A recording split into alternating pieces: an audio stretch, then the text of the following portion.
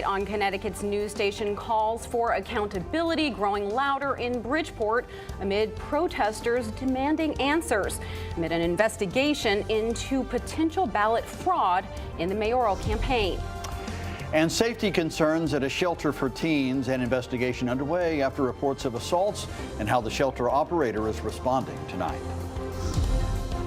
U.S. Senator Richard Blumenthal calling for stronger support and increased aid to Ukraine, why he says Congress needs to act quickly. Coming up. Now at 6, this is Fox 61, Connecticut's news station.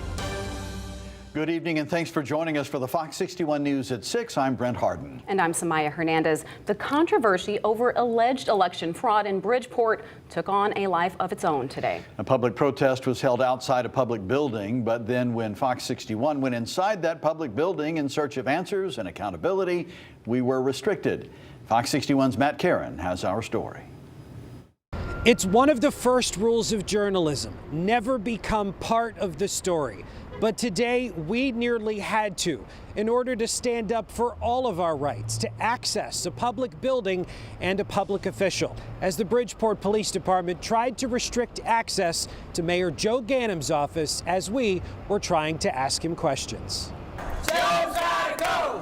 Joe's gotta go! There's a clear call for accountability in Bridgeport. Don't win the election, Joe! A call that's getting louder. Joe's gotta go! A protest Friday outside the Margaret Morton Government Center. Come speak to the people, Joe. Fix the city, not the election. Drawing the attention of residents.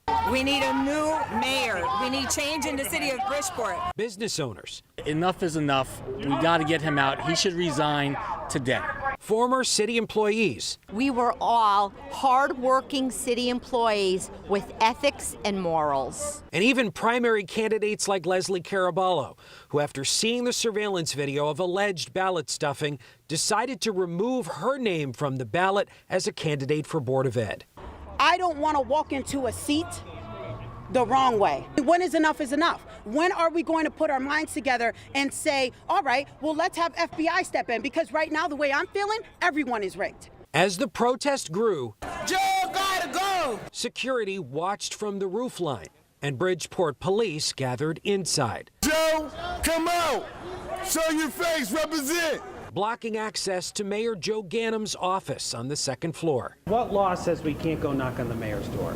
If you go right over to the security guard right there and ask him to make an appointment and see if you're authorized to go upstairs, then we can see what we can do for you. Police began referencing unconstitutional signs not backed by statute or law. You could have a sign in here sir, that says I can't wear blue jeans on Tuesday. And if I wore blue jeans on Tuesday, are you going to enforce that? Are you going to kick me out? You can't go upstairs, sir. In our quest to conduct journalistic due diligence, police made their intentions clear. If you go upstairs and security wants you removed, then the Bridgeport Police Department will then step in and we have to do what we have to do. But removed under what law and statute? Will be trespassing. Keep in mind, the Margaret Morton Government Center is a public building funded by the taxpayers, along with the mayor's salary and all police officers who swear an oath to protect and defend the Constitution. You intend, if we were to walk up these stairs and to knock on the mayor's door and try and ask him some questions, you intend to have us arrested? No. For trespassing? No. So then what are you saying? You have to take all this up with the security guard that runs the building right now. But they're not going to arrest me. Security doesn't arrest people. You arrest people. They're not qualified to determine that. They're the ones that make the call. Ultimately, these interactions with police involved me. But as a member of the press, my rights are no different than any one of you. We all have the right to access the mayor's office. But rather than risk an unlawful arrest, we decided to show you, the people, these interactions so you can decide who needs to be held accountable. Reporting outside the Bridgeport Government Center, Matt Caron, Fox 61, Connecticut's news station.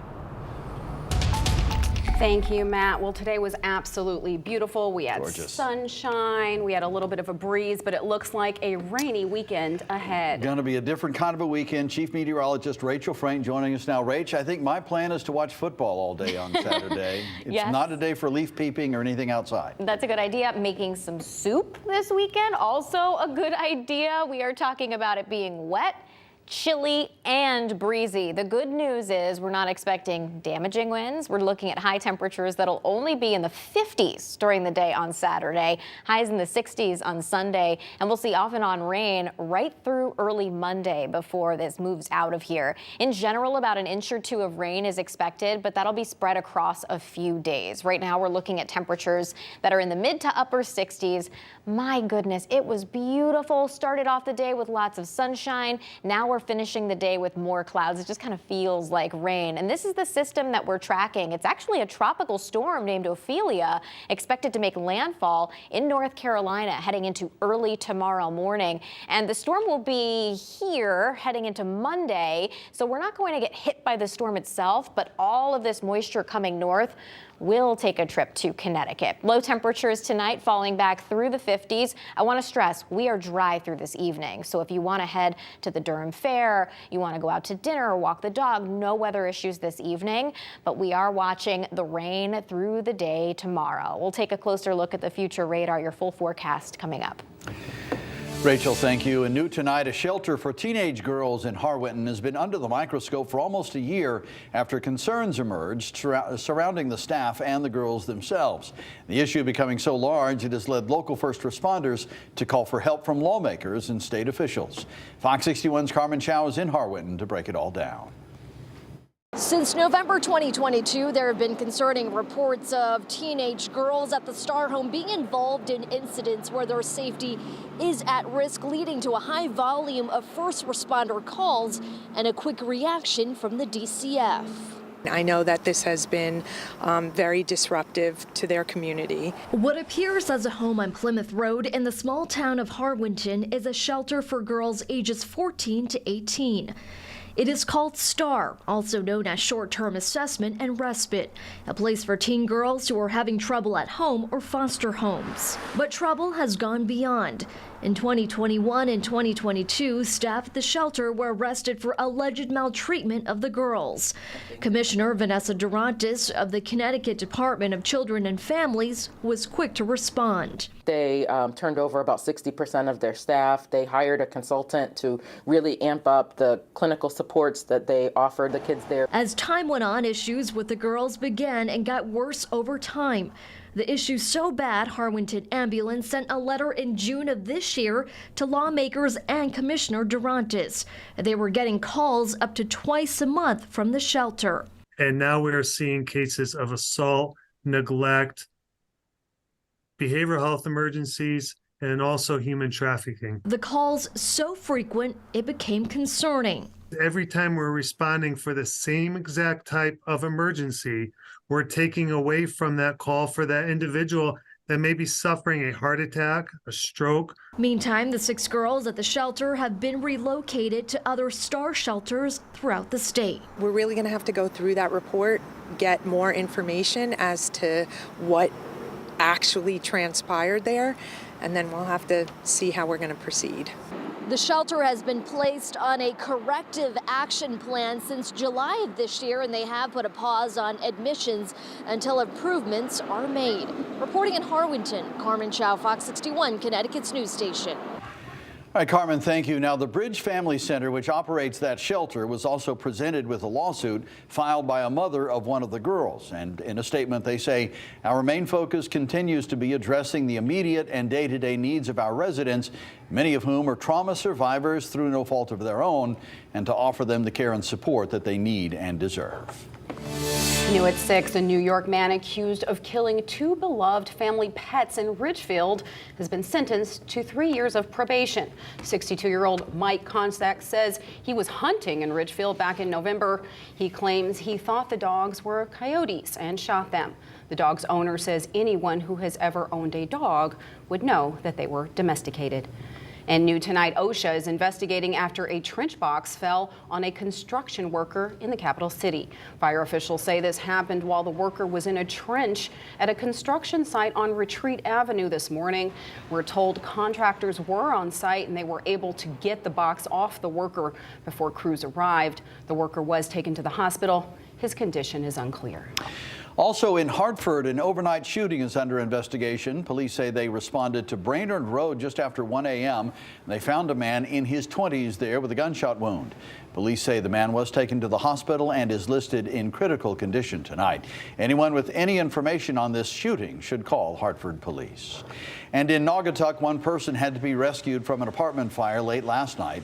Crews responded to a fire just before midnight on Pond Street. And when they arrived, they could see flames coming from a second-floor apartment and the front porch.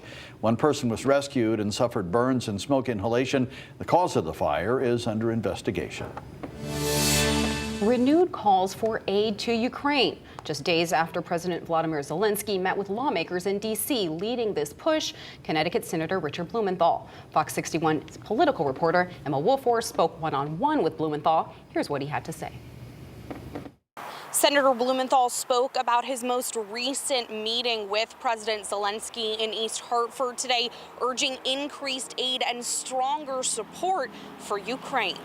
They can win if we provide them the support that they need. Blumenthal once again calling for Congress to pass $24 billion in additional aid for Ukraine, just a day after President Zelensky lobbied for more funding on Capitol Hill. I think his visit really had an effect on a number of my colleagues who are on the fence. Hesitation to more aid has grown in Congress, specifically among House Republicans, but Blumenthal says it's a tiny minority. There's still overwhelming bipartisan support, and I think President Zelensky's visit helped to crystallize and bolster it. Support unwavering among the public, too. Refugee organizations in Connecticut say they're welcoming in about 25 new Ukrainians every month. It's rapidly become one of our biggest programs. These individuals are coming directly from a conflict zone. And so the sense of displacement is so fresh